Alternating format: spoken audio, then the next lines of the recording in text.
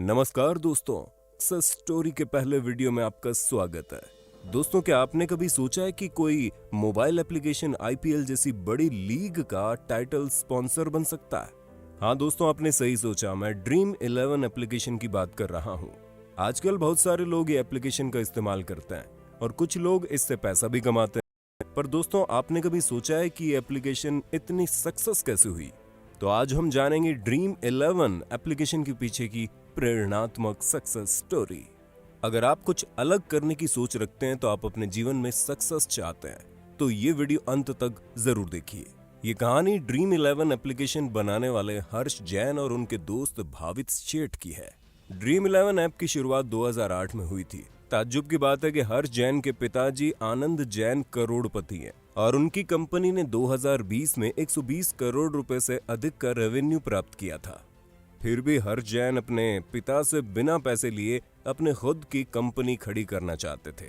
ये है सक्सेस का सबसे पहला और ठोस कदम। हर्ष और भावित दोनों फुटबॉल फैंटेसी लीग के बड़े प्रशंसक थे और भारत में भी कुछ ऐसा ही करने के लिए कहते थे। उन्होंने बहुत रिसर्च किया और हर्ष को पता चला कि भारत में क्रिकेट का इतना क्रेज होने के बावजूद कोई ऑनलाइन फैंटेसी लीग नहीं है। उन्होंने खास आईपीएल के लिए पहले ड्रीम 11 को विज्ञापन आधारित मॉडल की तरह बनाया था, लेकिन उसमें ज्यादा सफलता नहीं मिली। फिर 2012 में कंपनी ने फैसला किया कि अब कंपनी को वनडे इंटरनेशनल मैचेस पर ध्यान केंद्रित करना चाहिए और उपयोगकर्ताओं को पैसे के साथ खेलने के लिए प्रोत्साहित करना चाहिए। 2014 में कंपनी ने कलारी कैपिटल से अपनी पहली फंडिंग प्राप्त की।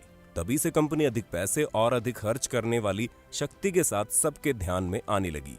ड्रीम 11 के सलाहकार की भूमिका निभा रहे विशाल मिश्रा ने सोशल मीडिया पर कहा कि हर्ष ने $1 मिलियन के इन्वेस्टमेंट के लिए बहुत धक्के खाए थे। उन्होंने फाइनेंस के लिए बहुत सारे सेल्स पर्सन के सामने घंटों तक बात की थी, लेकिन कुछ फायदा नहीं हुआ। अगर वो चाहते तो अपने पिता के पास से कभी भी मदद ले सकते थे, पर उन्होंने ऐसा नहीं किया।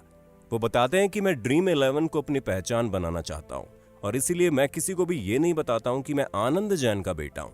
धीरे धीरे ड्रीम 11 को बहुत ही अच्छी सफलता मिली। शुरुआत में कंपनी के यूजर की संख्या करीब 3 लाख तक पहुंच गई।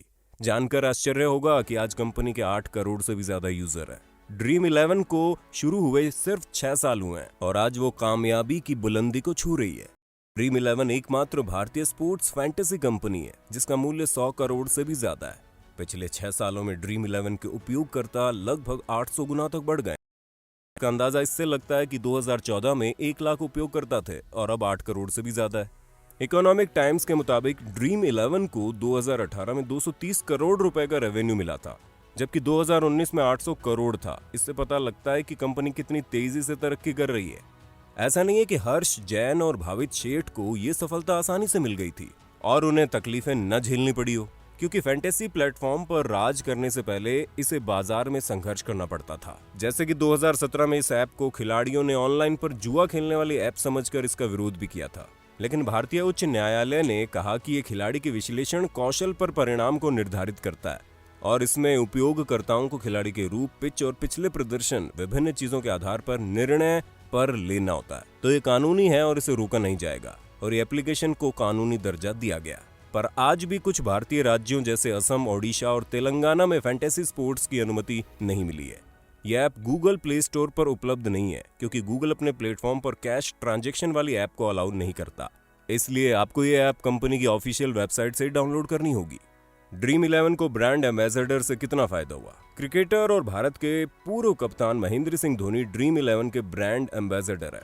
उन्होंने 2018 में इंडियन प्रीमियर लीग के दौरान बनी दिमाग से धोनी मीडिया अभियान शुरू किया था और आज भी महेंद्र सिंह धोनी अभी भी ड्रीम 11 के ब्रांड एम्बेसडर है।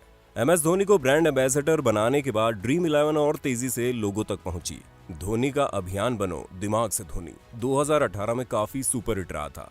धोनी के अलावा रोहित शर्मा, जसप्रीत बुमराह, हार्दिक पांड्या और शिखर धवन सहित 17 क्रिकेटर इस समय फैंटेसी खेल को प्रमोट कर रहे हैं। दोस्तों, अब बात करते हैं ड्रीम 11 की सफलता के किस्से और सफर की।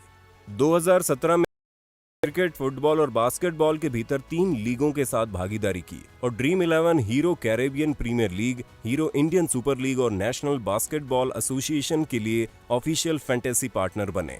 बाद में इन्होंने हीरो इंडियन सुपर लीग के साथ ऑफिशियल फुटबॉल फैंटेसी पार्टनर के भागीदारी की। नवंबर 2017 में अमेरिका की professional basketball league national Basketball association ने ड्रीम 11 के साथ मिलकर एक फैंटेसी बास्केटबॉल गेम लॉन्च किया। 2018 में ड्रीम 11 ने आईसीसी के साथ अपनी पार्टनरशिप की घोषणा की। 2018 में ड्रीम 11 ने अपने प्लेटफॉर्म पर कबड्डी और हॉकी 2 नए खेल पेश किए। मार्च 2019 में भारतीय क्रिकेट कंट्रोल बोर्ड ने ड्रीम 11 को इंडियन प्रीमियर लीग के ऑफिशियल पार्टनर के रूप में घोषित किया। 4 साल की विशेष पार्टनरशिप आईपीएल 2019 सीजन के साथ शुरू हुई। इसके अतिरिक्त ड्रीम 11 द्वारा आईपीएल के ऑफिशियल फैंटेसी गेम को भी संचालित किया गया।